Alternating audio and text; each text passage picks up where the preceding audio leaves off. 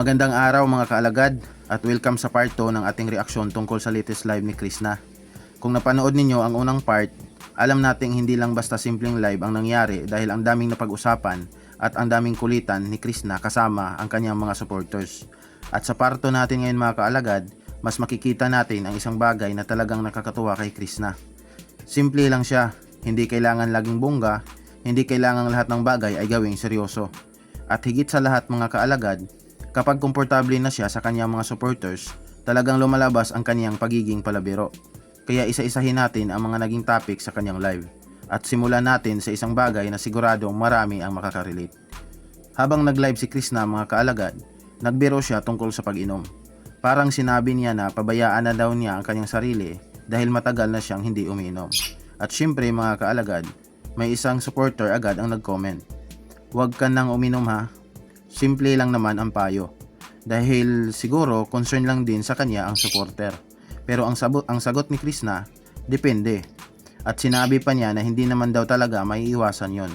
Tapos biglang nagbiro na baka sa birthday niya ay uminom siya. Pero pagkatapos, joke lang. Ayan na naman si Krishna mga kaalagad. Kapag nagbiro talaga, may kasunod agad na paliwanag. Pero para sa akin bilang supporter, hindi naman kailangang gawing malaking issue ang ganitong klaseng usapan mga kaalagad. Dahil kung tutuusin, maraming adult naman ang umiinom paminsan-minsan kapag may okasyon. May fiesta, may birthday, may celebration, may reunion, may espesyal na pagkakataon. At ang importante naman ay ang responsableng drinking at alam ng isang tao ang limitasyon niya. Hindi naman ibig sabihin na kapag umiinom paminsan-minsan ang isang tao, yun na agad ang buong pagkatao niya. At gaya nga ng sinabi ni Krishna mga kaalagad, joke lang naman din ang kanyang sinabi. Kaya relax lang tayo. Hindi naman lahat ng nababanggit sa live ay kailangan nating gawing malaking bagay. Minsan, biro lang talaga. Pero syempre, dahil social media ito mga kaalagad, may isang viewer na nag-comment tungkol mismo sa biro ni Krishna tungkol sa pag-inom. Ang sabi, issue na naman daw yon.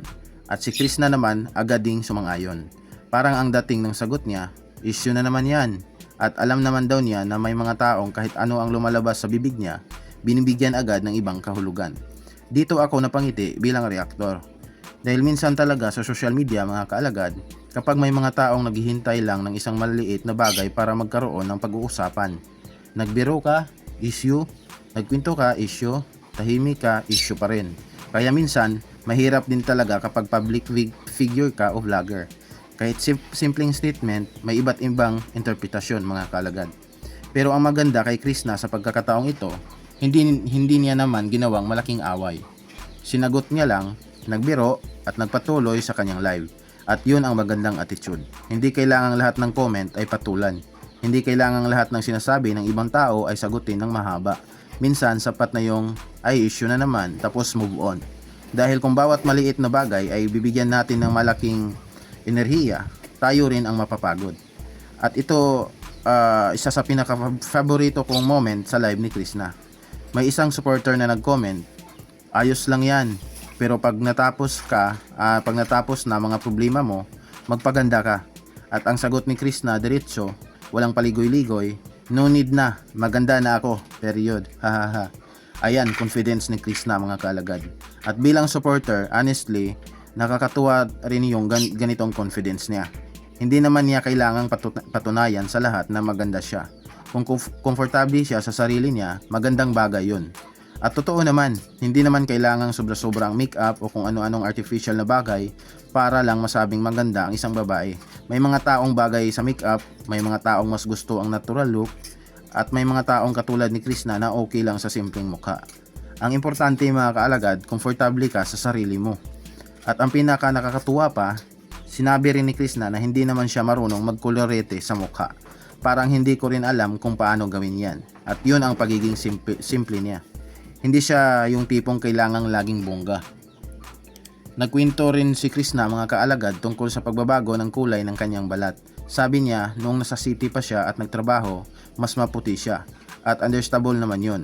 Dahil nagtatrabaho siya noon sa loob ng mall at hindi naman siya palaging nasa ilalim ng araw.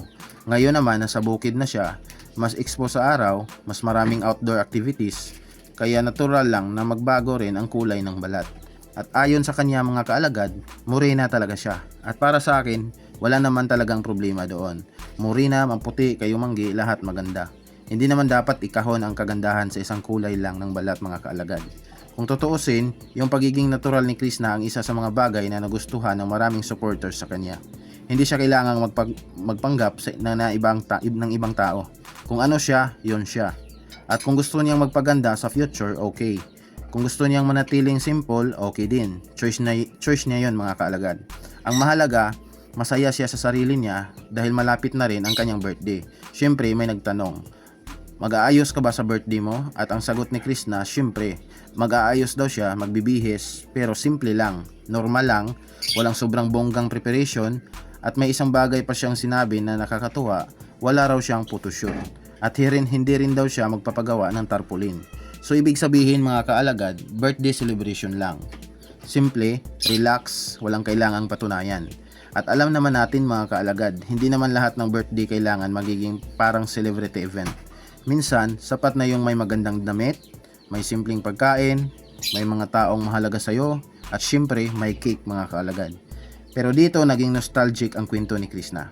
Dahil sinabi niya na dati may mga birthday siyang halos wala talagang handa. At ang meron lang daw siya noon ay hotcake na ginawa gamit ang harina at itlog. At kapag narinig mo yun, mapapaisip ka rin mga kaalagad. Mula sa simpleng birthday na hotcake lang ang handa, ngayon may mga taong nagtatanong na kung ano ang magiging birthday celebration niya. Iba-iba rin talaga kapag lumipas ang mga taon mga kaalagad. At yun ang maganda sa kwento ni Krishna. Hindi kailangan maging bongga ang buhay para magkaroon ng masasayang memories.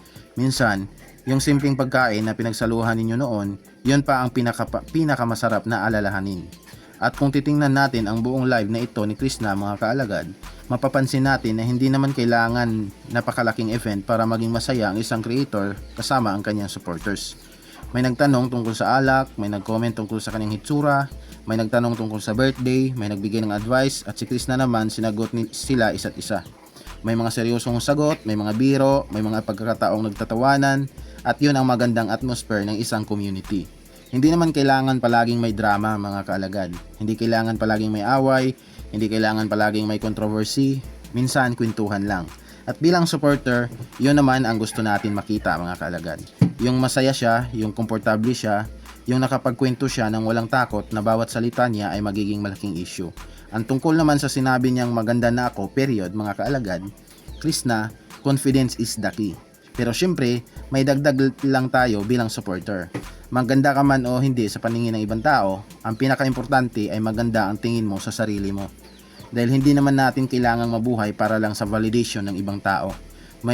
Kung may taong magsasabing magpaganda ka, okay. Kung may magsasabing maganda ka na, okay rin. Pero sa huli, ikaw pa rin ang dapat komportable sa sarili mo. At doon naman sa birthday niya mga kaalagad, sana maging masaya talaga ang celebration niya. Hindi mahalaga kung may tarpaulin o wala, hindi mahalaga kung may photoshoot o wala, hindi mahalaga kung bongga o simple, dahil ang tunay na halaga ng isang birthday ay hindi naman nasusukat sa laki ng handaan. Nasusukat ito sa mga taong nakasama mo at sa memories na mabubuo mo. At kung dati ay hotcake lang ang handa ni Krishna, well, baka ngayon naman hotcake with upgrade na. Pero kahit ano pa ang maging handa niya, sana masaya siya mga kaalagad.